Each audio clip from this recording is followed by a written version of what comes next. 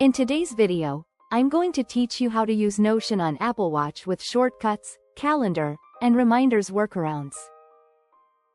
Let's start with a quick reality check. Notion doesn't have a native Apple Watch app. But you can still bring parts of your Notion workflow to your wrist by leaning on Apple shortcuts, syncing with Apple's calendar and reminders, and using a few trusted automations. You won't get the full Notion interface, but you will get fast ways to capture, view, and act on key information.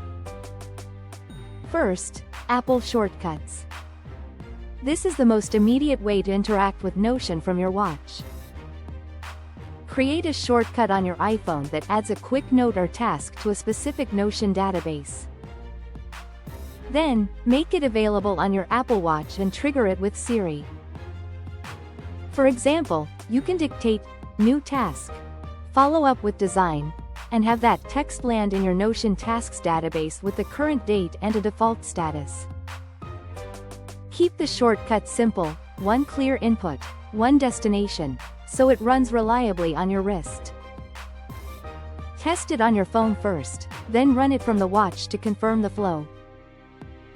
If you use complications, consider adding the shortcuts complication to jump straight into your most used Notion action. Next, syncing with Apple Calendar and reminders. If your Notion setup includes a task list or events, you can mirror them to Apple's native apps so they appear automatically on your watch. Use a sync or automation to push new Notion tasks into a designated reminders list, and reflect scheduled Notion items in Apple Calendar. Once that connection is in place on your iPhone, everything shows up on your watch's calendar and reminders apps. The benefit is huge.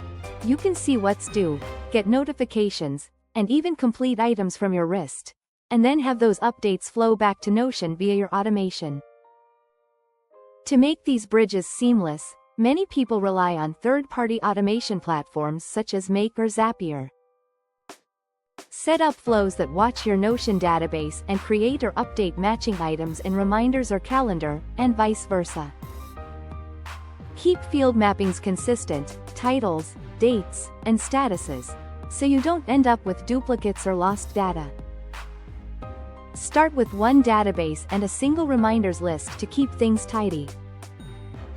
There are also third-party apps designed for specific use cases, like syncing Apple Health metrics into Notion through the API. If you go this route, review the developer's reputation, read privacy details, and back up your workspace before connecting anything. Finally, remember the limitation. These methods enable quick capture and glanceable updates, not full Notion on your wrist. Keep workflows lightweight, choose clear voice commands, and prioritize the data you actually need on the go.